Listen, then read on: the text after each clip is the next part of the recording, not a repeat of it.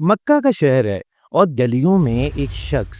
اریاں تلوار لے کر یعنی بغیر نیام کے تلوار لے کر پھر رہا ہے۔ آخر یہ شخص کون ہے اور اس وقت یہ شخص تلوار کے ساتھ کس شخص کو ڈھونڈ رہا ہے؟ کس کی تلاش میں یہ اتنا غصہ ہے؟ آئیے پس منظر جانتے ہیں۔ نبی پاک صلی اللہ علیہ وآلہ وسلم کے پھپھی زاد بھائی حضرت زبیر بن العوام رضی اللہ تعالیٰ عنہ، جو کہ نبی پاک کے ہم زلف بھی بتائے جاتے ہیں،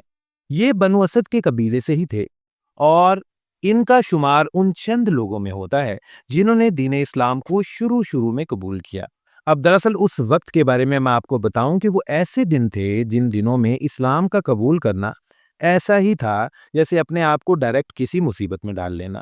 کیونکہ مسلمان چند تھے اور ابھی یہ کام شروع نہیں ہوا تھا، نیا شروع ہوا تھا دین اسلام کا، تو اسی وجہ سے مسلمانوں کے پاس کوئی طاقت بھی نہیں تھی، اور طاقت نہ ہونے کی وجہ سے اس وقت مسلمانوں کے پاس صبر کے علاوہ کوئی چارہ نہیں تھا۔ یعنی شروع میں جیسے آپ کو بتایا جاتا ہے کہ اس طرح کی اذیتیں اور سزائیں دی جاتی تھیں، تو اب مسلمان اس وقت کچھ نہیں کر سکتے تھے کیونکہ وہ بہت زیادہ کم تھے۔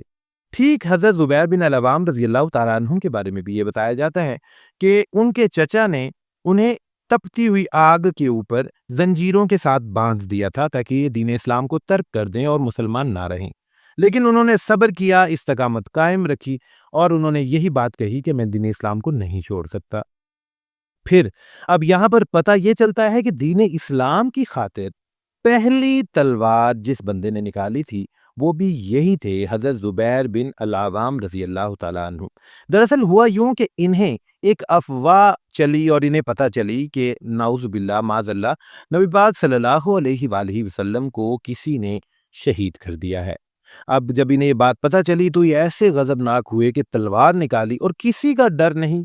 کوئی فکر نہیں کہ مجھے کوئی کیا کہے گا یا میرے ساتھ کیا سلوک کیا جائے گا، اور یہ اس ننگی تلوار کے ساتھ مکہ کی گلیوں میں پھر رہے ہیں اور تلاش کر رہے ہیں کہ نبی پاک صلی اللہ علیہ وسلم کہاں ہیں، اور اگر کسی نے پیارے آقا کے ساتھ کوئی ایسا معاملہ کیا ہے یا انہیں نقصان پہنچایا ہے تو میں اسے جان سے مار دوں گا، اسے چھوڑوں گا نہیں۔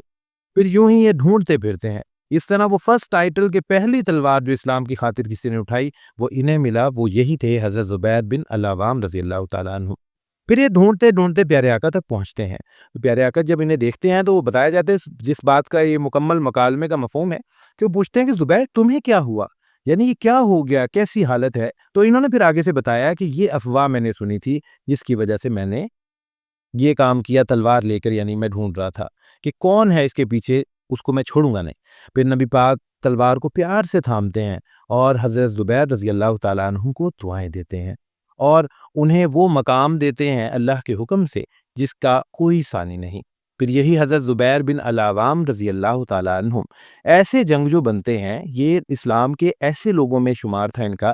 جو بہت زیادہ جنگجو تھے، بہت اچھے لڑاکو لوگ تھے۔ یعنی جب یہ جنگ کرتے تھے، غزوات میں جاتے تھے تو ان کے قریب کوئی نہیں لگتا تھا، ان کی اتنی اچھی تلوار بازی ہوتی تھی اور لوگ ان سے ڈرتے تھے، دور بھاگتے تھے۔ پیارے مسلمانوں، اللہ پاک ہمیں بھی حضرت زبیر بن العوام رضی اللہ تعالیٰ عنہ کی ہی طرح نبی پاک سے محبت اور ان پر جان نچھاور کرنے کا جذبہ عطا فرمائے۔ آمین ثم آمین۔